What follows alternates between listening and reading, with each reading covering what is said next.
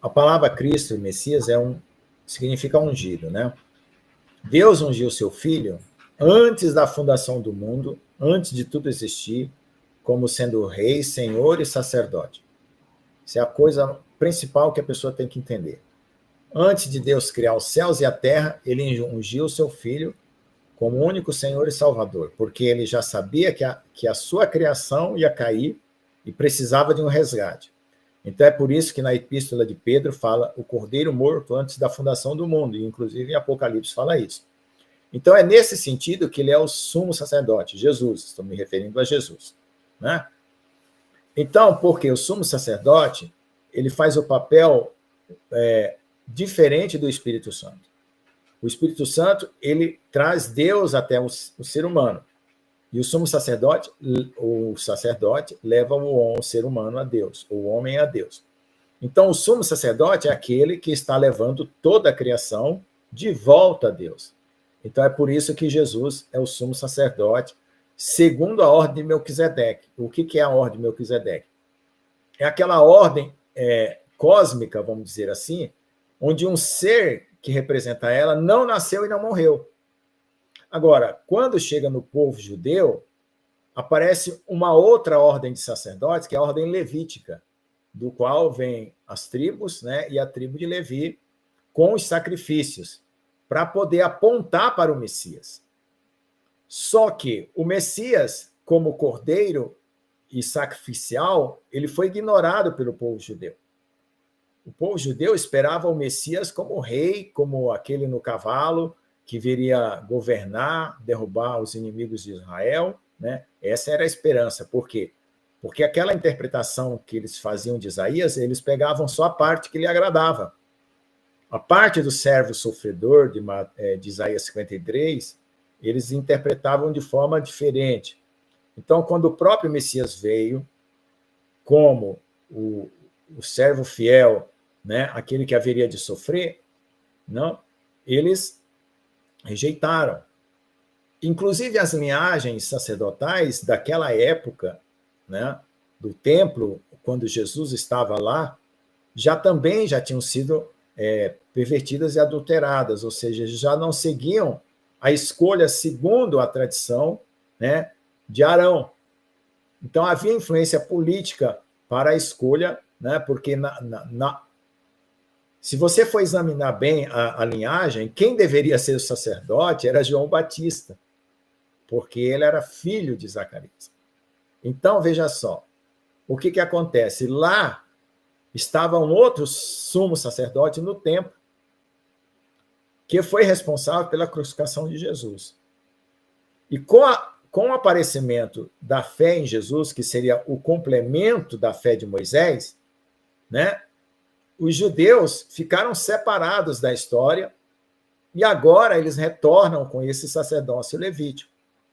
E deu-se a introdução de uma heresia chamada a doutrina de Marcião, que Deus tinha abandonado o povo judeu e que não mais Deus tratava com os judeus, e sim agora só com os gentios. Só que agora nós vamos ter um retorno. Qual será esse retorno?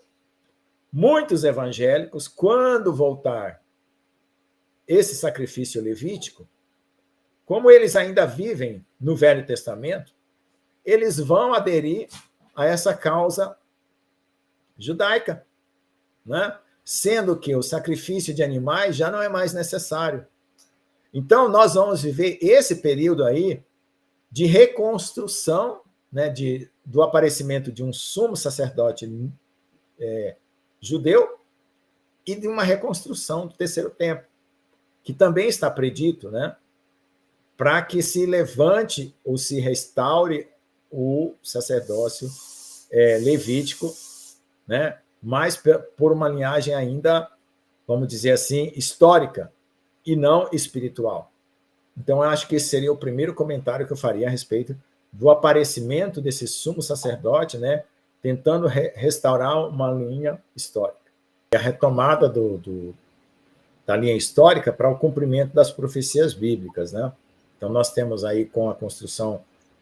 Porque quando for restaurado todo esse culto, toda essa liturgia do Velho Testamento, né? Aí vai abrir precedente para que alguém, né, venha a se assentar nesse trono, se declarando Deus para cumprimento das profecias bíblicas, né? Então, vamos continuar com o vídeo. Eu faço outro comentário também, porque o pessoal aqui está querendo ouvir mais aqui. Um homem foi nomeado sumo sacerdote em Israel. Seu nome é Baruch Kahane, um descendente da linhagem sacerdotal de Arão, um rabino e especialista na lei mosaica. Ele foi oficialmente designado por um grupo de rabinos do Instituto do Templo em Jerusalém, em preparação para um momento muito aguardado: a restauração do serviço no terceiro templo. Este evento não é um simples ato simbólico ou uma iniciativa religiosa insignificante. É um sinal claro que nos aponta diretamente para o cumprimento das profecias bíblicas sobre o fim dos tempos. Embora o terceiro templo ainda não tenha sido construído, tudo está pronto. Os utensílios sagrados foram cuidadosamente elaborados de acordo com as Escrituras. As vestes sacerdotais já estão feitas. Os levitas foram treinados. E agora, pela primeira vez em mais de 2000 anos, Israel já tem um sumo sacerdote preparado para oficiar sacrifícios. Para muitos isso pode parecer um evento menor, um simples movimento dentro do judaísmo ortodoxo. Mas para aqueles que conhecem as Escrituras, este evento ressoa como um eco das profecias do fim dos tempos, onde fala da restauração do templo e do dia em que o anticristo se assentará nele proclamando-se Deus. O relógio profético não parou.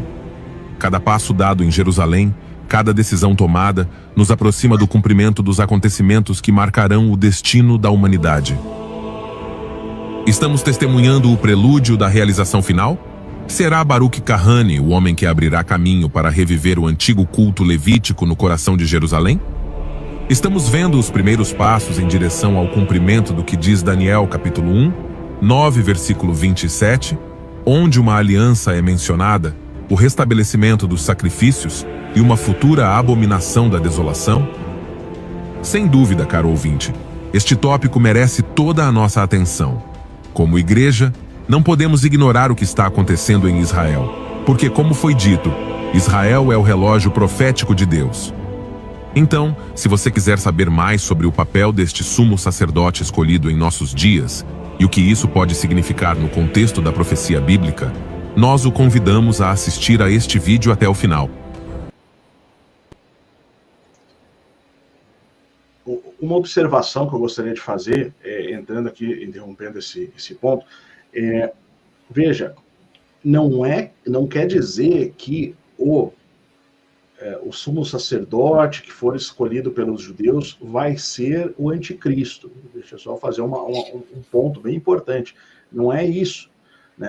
A questão é que Israel pode cumprir esse papel, pode estabelecer ali o culto religioso conforme o judaísmo, conforme a Torá, né? Evidentemente,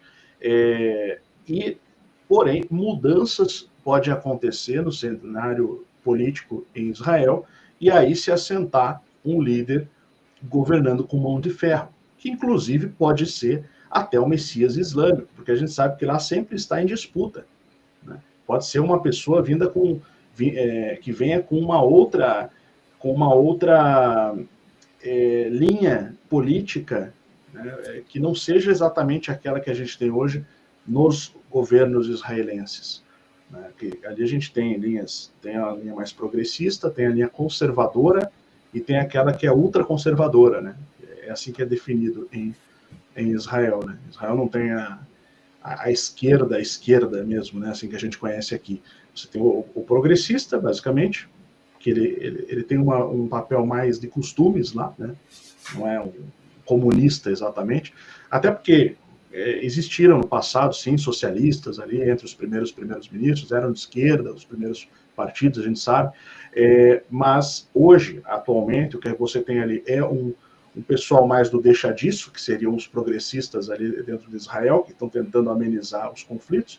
Você tem os conservadores, que são defensores dos costumes israelenses, mas não são radicais, né? E você tem os radicais mesmo, que querem colocar ali, enfim, acabar de vez com toda a oposição, com os árabes lá dentro de Israel, ou os palestinos mesmo, né? Então, mas isso também devido ao cenário político de lá. Mas o ponto que eu queria comentar é esse. Você tem, sim, o estabelecimento de um sumo sacerdote não necessariamente quer dizer que ele é o anticristo, né? Ou o Messias, é um sumo sacerdote, especificamente. Mas pode, sim, ter relação, porque, como a gente falou, é uma substituição. E quem é o sumo sacerdote, segundo a ordem de Melquisedeque, conforme disse o apóstolo? Jesus Cristo. E o anticristo tem esse papel de substituição também. Então, é algo muito sensível, né, que pega no cerne das 3 religiões. Uhum. Exatamente. O que acontece é assim, está tendo um jogo paralelo, né? Nós acabamos de ver um vídeo de um líder se autoproclamando aí um líder do lado islâmico, e agora também um vídeo mostrando uma organização, né, dentro do Instituto do Templo, já com um personagem também, né? Então, o que dá para a gente ver é que esse cenário todo do mundo e das profecias estão aí, estão se cumprindo. Então, qualquer pessoa, independente de que religião ela professe, se ela for honesta intelectualmente, né, ela vai ver que algo está acontecendo, e se algo está acontecendo dentro do que foi predito, são profecias se cumprindo. Então, essa é a base de uma honestidade para uma análise do que está sendo colocado aqui nessa live, né? Porque a gente está acompanhando aqui os comentários, né? Todo mundo já está suficientemente sábio e suficientemente entendido sobre sua própria religião, sobre sua própria doutrina. Então, às vezes, até desnecessário a gente falar qualquer coisa aqui, porque não vai afetar esse tipo de pessoa, não vai mudar o seu entendimento e não vai trazer uma perspectiva nova para o que nós estamos nos propondo aqui nessa live, que é exatamente trazer uma visão diferente do Apocalipse, como eu fiz aqui, estruturando o Apocalipse em 4 blocos iniciais, né? E até agora a gente não viu nenhuma pergunta interessante sobre aquilo que eu coloquei aqui no começo, né? Sobre esses 4 blocos iniciais, como isso se aplica para se entender o que está acontecendo aí, que foi a ideia do Márcio, né? De trazer esses temas, né? Já com 4 vertentes, né? O falso Messias, a morte do Papa, com a escolha do novo Papa, o sumo sacerdote e a construção do 3º templo. Então, é lamentável, às vezes, a gente ver que as pessoas estão tão endurecidas de coração que elas já estão definindo a sua própria ideia sem querer aprender mais nada, né? E diante ainda de uma coisa extraordinária, que é o cumprimento das profecias bíblicas, porque Deus criaria profecias para a humanidade, se não para guiá-las, né? Deus ele não tem o interesse de ficar fazendo jogo de adivinhação para mostrar poder manipulador. Quem tem o interesse disso é o próprio maligno, né? O próprio mal, né? E é muito triste, né? A gente vê as pessoas que são autossuficientes, né? Não se humilham para Deus para poder pedir revelação e muito menos creem em Jesus, né? Como único Senhor e Salvador, que é aquilo que a gente defende, não como religião, porque eu não me desidentifico, eu posso ser um cientista, eu posso ser um estudioso da Bíblia, eu posso ser um pesquisador, eu posso ser um professor, mas eu tenho uma identidade, eu não vou jamais deixar a minha identidade por conta de uma instituição, seja ela política, religiosa, de ensino, certo? E o meu desejo aqui não é participar a minha visão, mas é colocar uma visão em que cada um possa ter um panorama diferenciado daquilo que ele já ouviu anteriormente, daqueles vícios doutrinários que ele já carrega, né? Mas é muito pouco aqui pelos comentários que eu vejo, pessoas que realmente estejam dispostas a abrir mão das suas ideias pré-concebidas para ouvir, né, com mais ouvidos, né, com mais humildade, o que a gente está propondo aqui, né? Então nós estamos fazendo aqui um esforço, né? E eu vou voltar aqui conceitualmente ao que eu tinha me proposto colocar para a live aqui, né? Para que a gente não se desvirtue desse tema. Então, eu vou tentar fazer a live se tornar um pouco mais produtiva, até pela sugestão de gente que está dizendo aí que gostaria de me ouvir um pouco mais. Então, eu vou tomar aqui como posição aquilo que eu falei no início, né? No início do Apocalipse, nós temos as 7 cartas, para as 7 igrejas, né? Essas 7 cartas para as 7 igrejas, ela é uma advertência para as eras que viriam e para os tipos de igrejas que se configurariam na Terra, né? Então, existem 2 interpretações para as eras e para os tipos de igreja. E, basicamente, nós estamos vivendo hoje na igreja de Laodiceia, que é aquela igreja que se acha rica, autossuficiente, não precisa de nada. E o próprio Jesus diz assim,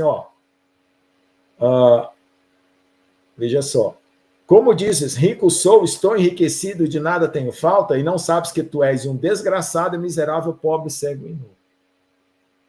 Então, por que Deus ou Jesus estaria falando isso? Uma palavra tão dura como essa. Porque o amor de Deus, ele põe o dedo na ferida. Ele não é aquele que passa a mão e diz assim, vai para frente, sendo que lá na frente você tem uma cascata, um abismo para se despencar. Ele avisa sobre qual é a sua condição para que você se arrependa. Agora, se você já traz um coração arrependido, certamente a fala de Jesus não seria essa. Seria uma fala de consolo. Então, essa fala da igreja de Laodiceia é para um povo duro e endurecido, como se vê hoje. Certo? Que busca seus próprios interesses, não se arrepende do mal, não tem compaixão, certo? E vive uma vida voltada à economia, né? Na economia no sentido ruim, né? O interesse de ganhar, como foi falado aqui, o interesse de fazer apostas sobre um resultado possível de algo aí. Então, se você for ler Apocalipse, você pode se identificar em uma dessas linhas, dessas 7 linhas das igrejas, né? Você pode se identificar. Agora, o que é interessante dessas 7 igrejas? São 2, que é a igreja de Esmirna, que não sofre nenhuma repreensão, e a 6ª igreja, que é a igreja de Laodiceia. Não, de Laodiceia não, de Filadélfia, que seria a 2ª e a 6ª. Então, no Apocalipse, nós temos uma menorá de igrejas, onde a primeira se está relacionada com a 7ª, a 2ª com a 6ª, a 3ª com a 5ª e a 4ª no meio. Então, isso já traz uma revelação espiritual para quem gosta disso, né? Para quem não fica aqui atacando um ao outro aqui no chat. Né? Está aqui para eu já comecei a bloquear já, professor, pode ficar tranquilo. Até que tem gente realmente que realmente quer ouvir algo novo, algo que vai acrescentar ao seu conhecimento, que está aqui, porque nós estamos fazendo parte de um instituto que é um instituto de ensino, e o ensino é o acréscimo de conteúdo. Não é um ringue de boxe onde as pessoas têm opiniões já prontas e uma fica esmurrando a outra. Certo? Exatamente. Então, nós estamos aqui, né? Eu me proponho a fazer um trabalho sério dentro do Instituto São Brandão, que é trazer uma outra história do mundo, né? Uma história que não é convencional, e também trazer aspectos da fé, né? Do ponto de vista em que você vai ter uma edificação interior, uma edificação pessoal. Porque eu sou um professor que eu não estou aqui apenas para trazer informação, mas também para trazer formação. Esse é o meu papel, e eu já exerço isso na sala de aula, na escola secular, certo? E não vai ser diferente aqui. Então, eu vou continuar aqui para que eu não perca o meu tempo. Tá bom? Então, veja só. O início do Apocalipse é a apresentação do próprio João e a apresentação de Jesus como ressuscitado e glorificado. Que isso vai até o início das cartas, né? As cartas, ela começa no capítulo... primeira carta começa capítulo 2. Então, o capítulo 1 é todo dedicado à apresentação do reino celestial e à apresentação de Jesus como Senhor de toda a criação de Deus, né? Porque a ele foi dado um nome acima de todo nome. Aí você diz assim, mas isso é religião. Eu falei, bom, é religião se isso não for um fato. Porque se isso for um fato universal, isso não é religião. Certo?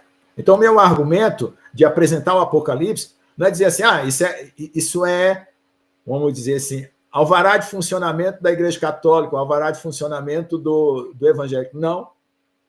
Isso aqui é um texto bíblico. E se ele for um fato universal, não é religião. Tá certo? Bom, então, se Jesus é o que ele declara ser, Então, você pode provar se ele é isso mesmo. Pode desafiá-lo, como eu já propus a um aluno islâmico, né? Que eu fazia um comentário no final de uma aula. Eu falei para ele, meu amigo, faz o seguinte, põe Jesus à prova. Porque se ele for mesmo o que ele diz ser, ele vai te provar. Se ele não for, você vai comprovar de alguma forma. Porque aparecer esse líder aí, se dizem, eu sou Muhammad, eu sou isso, eu sou aquilo. Ele está mexendo com o mundo espiritual, mas ele é capaz de suportar a prova de que ele é mesmo aquilo? Né? Então, aí já começa a gente a tentar entender esses personagens que surgem na história, né? Que se declaram Jesus, outros se declaram profeta e assim por diante. Então, vamos lá. Professor, só deixa eu fazer uma observação. Eu tenho visto surgir um movimento muito forte, que eu denunciei, inclusive, na internet, que é um movimento neognóstico, que vem para atacar realmente...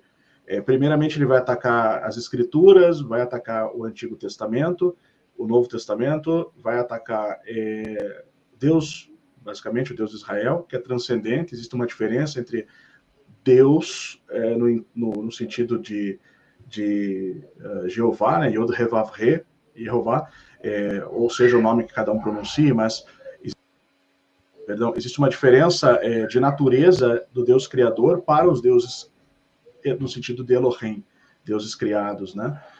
Que são imortais, porém não eternos. Platão escreveu sobre isso em Timeu e Crítias, quando falou desses deuses, que eram os deuses do Olimpo, basicamente, os deuses do panteão greco-romano, e eles eram criados por um Deus criador que era não criado. Então você tem uma diferença entre eterno, por isso que os judeus chamam o Deus de Israel de eterno, para os deuses criados, que são só imortais, mas não eternos.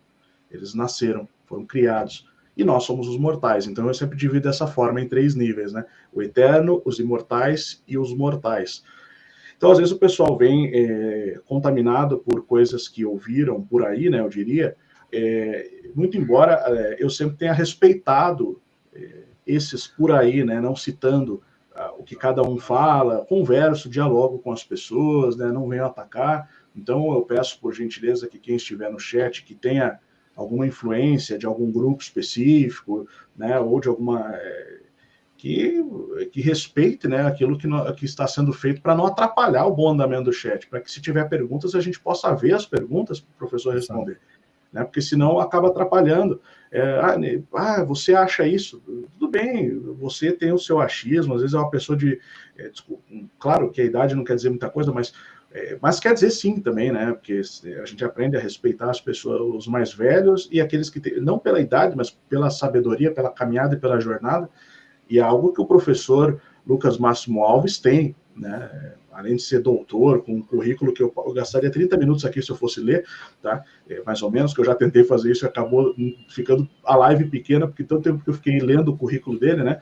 Mas a primeira vez que nós fizemos uma live, eu acho que passou uns 20 minutos, para não exagerar, né? Vamos 20 minutos ali só lendo o currículo. Então, além disso, ele tem a sua caminhada como ser humano e como homem de fé, ou um ser espiritual, vamos colocar assim, né, no seu processo espiritual. E às vezes é uma pessoa que mal chegou nos seus 20 e poucos anos ali e está ali querendo achar que é dona da verdade porque ouviu falar que existe um alienígena em tal lugar. Ok, nós respeitamos o seu ponto de vista. Né? Se você acredita nisso, você quer acreditar nisso, fica à vontade. Eu não sou contra você acreditar nisso, nem contra que se creia nisso. Agora, só não atrapalha o bom andamento, né? Se aquilo não serve para você, eu não sei quantos milhões de canais no YouTube tem, você pode escolher outro e assistir nesse momento. Agora, se você quer entender as escrituras com alguém que estuda o Apocalipse, que tem cursos sobre Apocalipse, quantos livros o senhor tem, professor? Atualmente eu tenho uns 10 livros na área técnica e eu acho que uns 12 na área espiritual. Então, pessoal, aí a pessoa acha que porque ela ouviu... É muito fácil você chegar e escutar alguém descredibilizando toda a religião, quando a pessoa desconsidera 2000 anos de história de pessoas que viveram buscando o espiritual. E aí você escutou alguma coisa ali e tal. Deixa eu falar uma coisa para vocês. Manifestações espirituais, eu estou cansado de vivenciar. Não é alguém aparecer com um fenômeno que manifestou um ser, uma entidade, que vai me convencer do contrário. Você pode ter certeza, porque eu já presenciei essas coisas. Tá? Então, assim, para quem está incomodando a esse ponto, conseguiu seus 5 minutos de atenção, né? Fica quietinho aí, não atrapalha, tá? Se quiser assistir. Se não, é ban, é bloco, desculpa. Vamos para frente. Pois é. Então, agora vamos aqui. Como eu falei, né, até o capítulo 7, o próprio Apocalipse é um resumo do seu próprio livro, do seu próprio contexto. E o Apocalipse ele não pode ser entendido só com o Apocalipse, ele tem que ser referenciado a todos os outros profetas. Né? Então, o que acontece?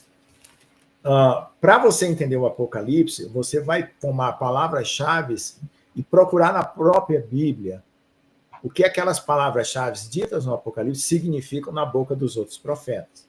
Isso é o que você, que é um estudioso responsável, né, faria ou deve fazer. Né? Então, veja só, quando se tem os eventos apocalípticos, que são divididos em 7 selos, 7 trombetas e 7 taças, cada grupo desses eventos não necessariamente acontece na linha, do ponto de vista linear. Né? O primeiro, vem o segundo, vem o terceiro, vem o quarto. Porque o problema de quem estuda Apocalipse é achar que a sequência é linear, ou seja, o tempo vai acontecendo um atrás do outro. Se você fizer uma tabela, como eu já fiz, das trombetas com as taças, né, ou mesmo dos selos com as trombetas, você vai ver um paralelo muito grande. Então, você vai ver que quando está cumprindo um selo, também está cumprindo uma trombeta ou uma taça. Certo? Ou talvez a taça seja uma repetição de uma trombeta ou de um selo. Certo? Então, essa é a estrutura básica que você tem que tomar para estudar Apocalipse. Como eu já fiz. Eu fiz uma coluna, todos os selos, todas as trombetas e todas as taças. E você vai pegando as palavras-chave fazendo um comparativo. Você faz um quadro geral do Apocalipse. Então, essa é uma dica para quem gostaria de realmente fazer um estudo sério, né? E aí, com essas palavras-chave e esse comparativo, você vai ver que os eventos são simultâneos. E eles não necessariamente ocorrem numa linha, numa sequência linear, né? Uma coisinha, a primeira trombeta, a segunda trombeta, o primeiro selo, não é. Não é. A outra coisa que a gente pode ver é que um evento tem outros eventos dentro, e dentro daquele outro evento tem outros eventos, quase como se fosse um fractal de eventos, né? Já que a gente gosta muito de fractal também, né? Para mencionar aqui. E aí nós temos o quê? Qual é o papel dos selos? Né? O papel dos selos é romper situações que estavam, vamos dizer assim, lacradas ou impedidas, né, ao longo do processo histórico. Né? Então, a ruptura desses selos produz os eventos futuros, né? E produz mudanças, vamos dizer assim. Basicamente, seriam mudanças. Qual é o papel das trombetas? O papel das trombetas é o despertamento, né? É você se despertar para aquele evento em si. Ou seja, toda trombeta ela vai trazer algo, né, para mostrar para você a volta de Jesus e o que ela significa. Então, você nunca vai entender Apocalipse se você não for um discípulo de Jesus, verdadeiro. Se você... Agora começaram a surgir perguntas. Se você... Guarda aí algumas delas aí, Márcio, que a gente responde. Se você não for um discípulo de Jesus, você for só um curioso bíblico, você nunca vai entender o Apocalipse na sua essência. Nunca. Por quê? Porque o discípulo de Jesus pressupõe também a fé e o amor a Deus. E com esses dois itens da fé e do amor a Deus, você recebe a iluminação de Deus para o entendimento daquilo que é de Deus, que é o próprio Espírito Santo. Então, o que acontece? Deus, sendo o único Deus, ele é exclusivo. É o que as pessoas não entendem. Os demais deuses, né, que são chamados deuses, se você ler o livro de Enoque, você sabe qual é a origem deles e o que eles são de fato. Então, eu vejo que tem muitos gnósticos, né, que gostam de contrapor a fé, né, apenas pelo conhecimento. É importante ter conhecimento, não estou dizendo que não é importante. Mas se você usar o conhecimento apenas como elevação espiritual, você não vai chegar onde Deus quer que você chegue. E é uma triste notícia, né, que eu tenho que dar, mas é sincera e verdadeira, por amor. Por quê?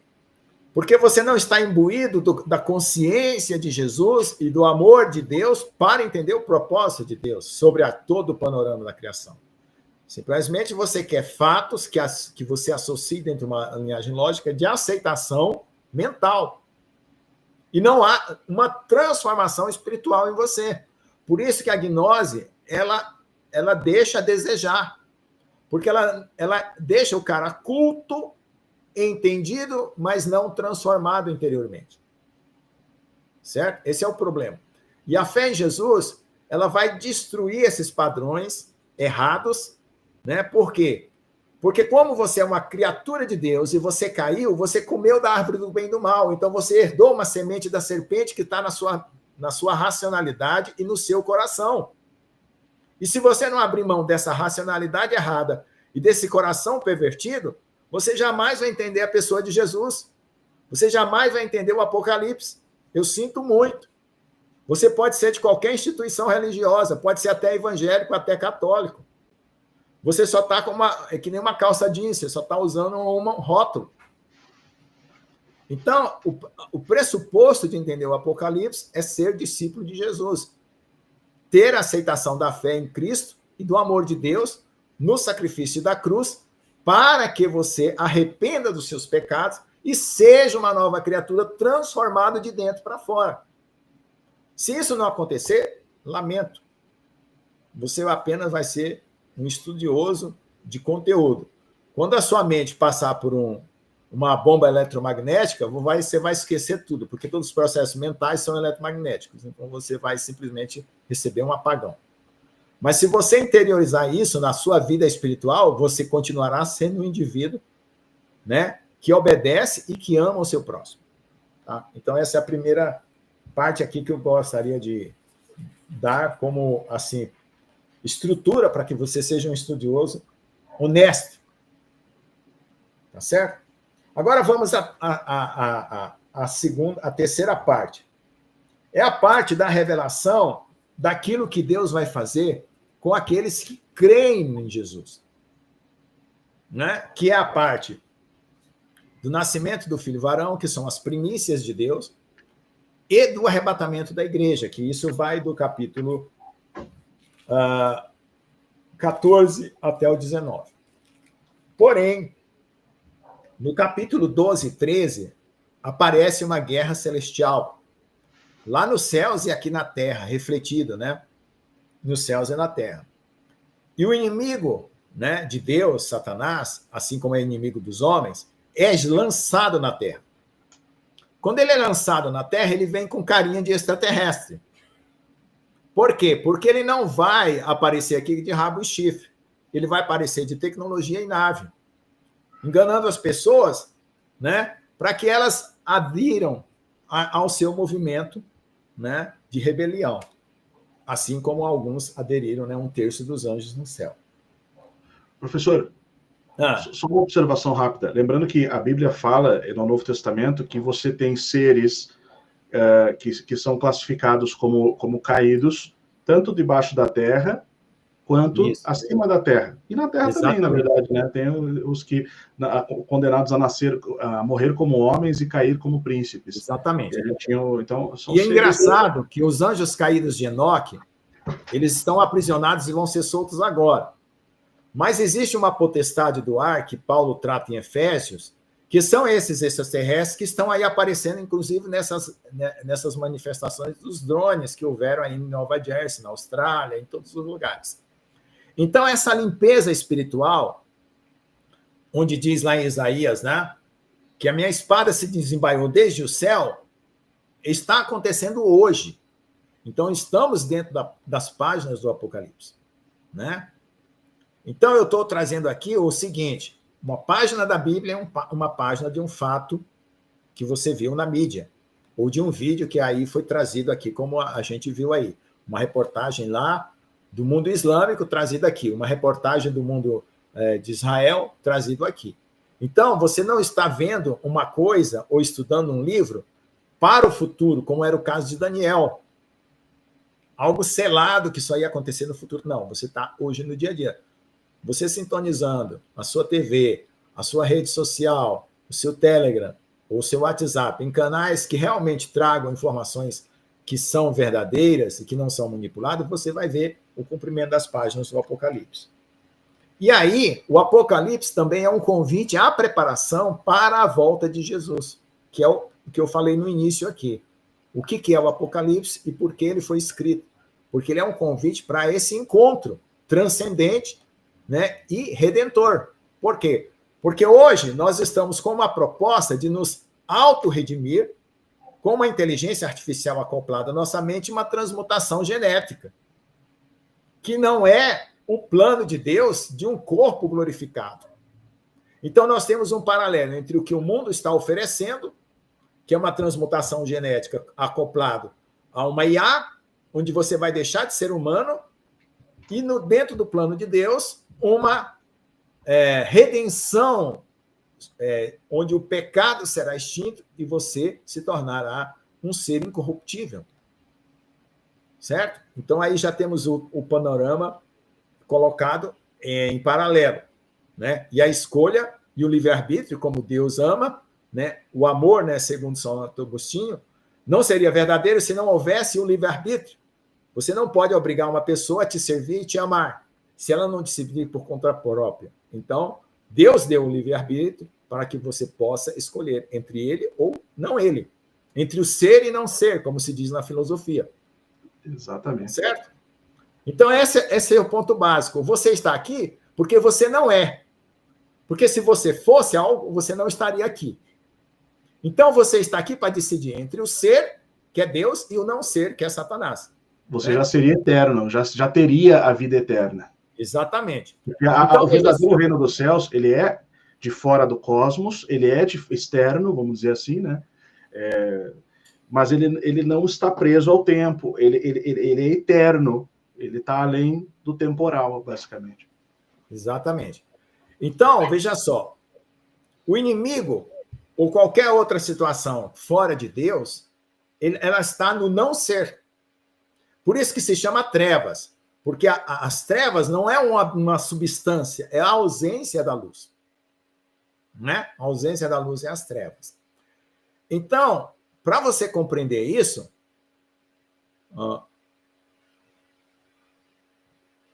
alguém está perguntando quais são as bênçãos. A principal bênção para quem entende o Apocalipse e se submete a Deus é a redenção do seu próprio corpo e a vida eterna.